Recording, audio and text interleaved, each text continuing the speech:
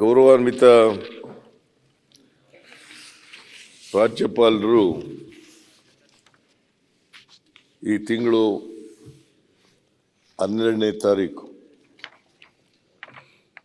ಉಭಯ ಸದನಗಳನ್ನು ಉದ್ದೇಶಿಸಿ ಭಾಷಣ ಮಾಡಿದ್ದಾರೆ.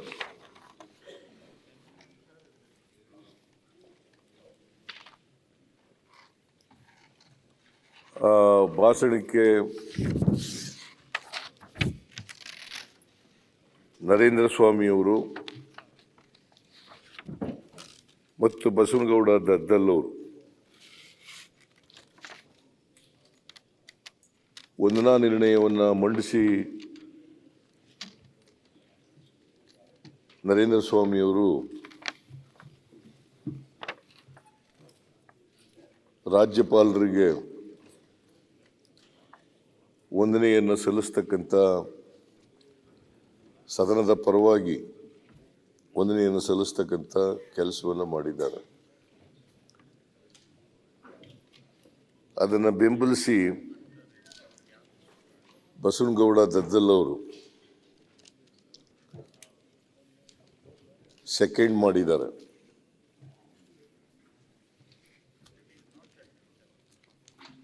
ಅವರು ಇಬ್ಬರನ್ನು ಸೇರಿಸಿ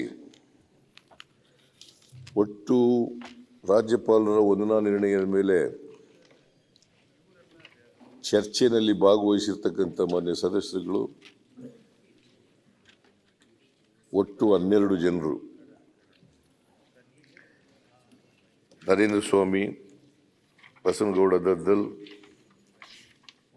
doctor H D. Ranganath, K M. Shivalingegowda, Sharath Bachegowda, K S. Basavanthappa,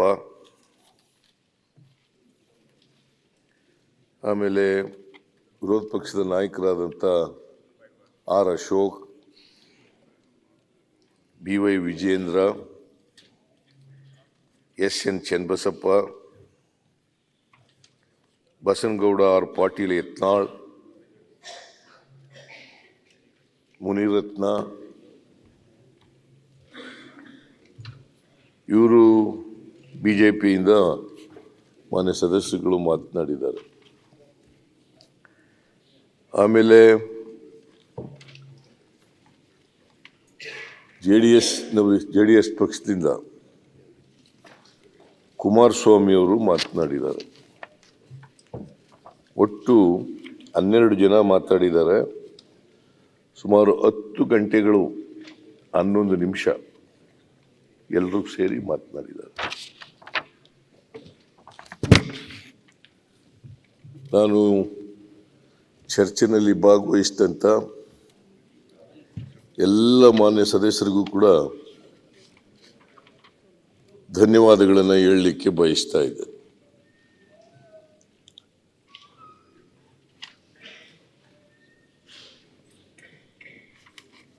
ಎರಡು 2024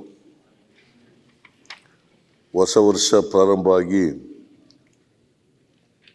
1 ತಿಂಗಳು 20 ದಿನ ಆಗಿದೆ.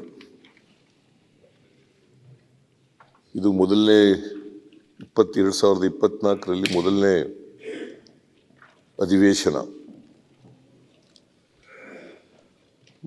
ಹೊಸ ವರ್ಷದ ಮೊದಲನೇ ಅಧಿವೇಶನ.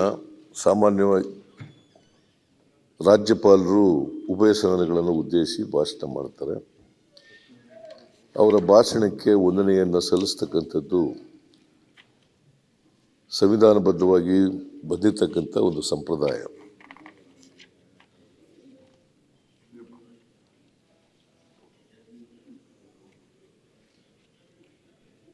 ರಾಜ್ಯಪಾಲರು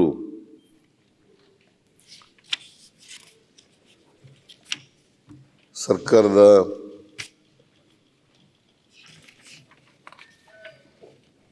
ನಿಲುವನ್ನು, ಸರ್ಕಾರದ ಮುನ್ನೋಟವನ್ನು, ನೀತಿಯನ್ನು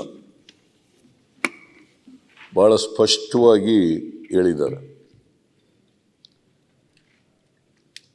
ನಾನು ರಾಜ್ಯಪಾಲರನ್ನು ವಿಶೇಷವಾಗಿ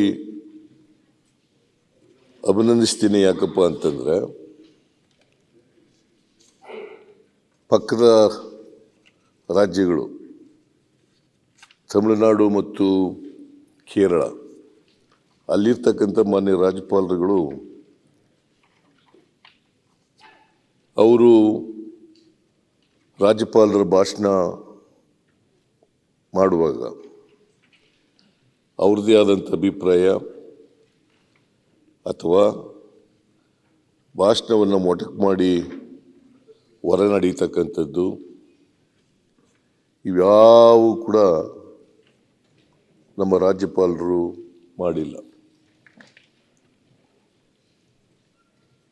ಸರ್ಕಾರದ ನಿಲುವನ್ನು, ಸರ್ಕಾರದ ನೀತಿಯನ್ನು, ಸರ್ಕಾರದ ಮುನ್ನೋಟವನ್ನು, ಸರ್ಕಾರದ ಕಾರ್ಯಕ್ರಮಗಳನ್ನು ಭಾಳ ಸ್ಪಷ್ಟವಾಗಿ ಈ ಸದನದ ಮುಂದೆ, ಈ ರಾಜ್ಯದ ಜನತೆಯ ಮುಂದೆ ಇರ್ತಕ್ಕಂಥ ಪ್ರಾಮಾಣಿಕ ಪ್ರಯತ್ನವನ್ನು ಮಾಡಿದ್ದಾರೆ. ಆ ಮೂಲಕ ಸಂವಿಧಾನದ ಘನತೆಯನ್ನು, ಗಾಂಭೀರ್ಯವನ್ನು ಮತ್ತು ಅವರ ಸ್ಥಾನದ ಗೌರವವನ್ನು ಉಳಿಸಿಕೊಂಡಿದ್ದಾರೆ ಅಂತಕ್ಕಂಥ ಮಾತುಗಳನ್ನು ಈ ಸಂದರ್ಭದಲ್ಲಿ ಹೇಳಲಿಕ್ಕೆ ಬಯಸ್ತಾ ಇದ್ದೇನೆ. ಸೊ ಹಾಗಾಗಿ ರಾಜ್ಯಪಾಲರು, ಇದು ಭಾಳ ಜನ ನಮ್ಮ ವಿರೋಧ ಪಕ್ಷದ ಮುಖಂಡರುಗಳು ಮಾತನಾಡಿದ್ದಾರೆ. ರಾಜ್ಯಪಾಲರ ಕೈನಲ್ಲಿ ಸುಳ್ಳು ಹೇಳಿಸಿದ್ದಾರೆ, ರಾಜ್ಯಪಾಲರ ಕೈನಲ್ಲಿ ಸುಳ್ಳು ಹೇಳಿಸಿದ್ದಾರೆ. ಇದು ಬಹಳ ನಿರಾಶಾದಾಯಕವಾದಂಥ ಭಾಷಣ. ಬಸವರಾಜ ಬೊಮ್ಮಾಯಿಯವರು ಹಿಂದೆಂದೂ ಇಂಥ ಭಾಷಣವನ್ನು ಕೇಳಿರಲಿಲ್ಲ ಅಂತ ಎಲ್ಲ ಹೇಳಿದ್ದಾರೆ.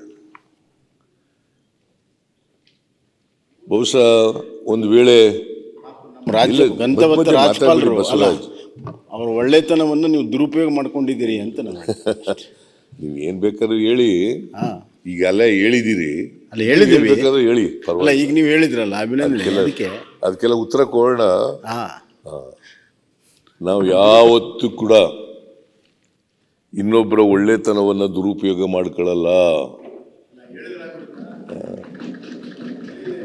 ನಾವು ಅದನ್ನ ಯಾರ ಒಳ್ಳೆತನೂ ದುರುಪಯೋಗ ಮಾಡ್ಕೊಳ್ಳಲ್ಲ. ನಿಮ್ಮ ಒಳ್ಳೆತನೂ ದುರುಪಯೋಗ ಮಾಡ್ಕೊಳಕ್ ಹೋಗಲ್ಲ.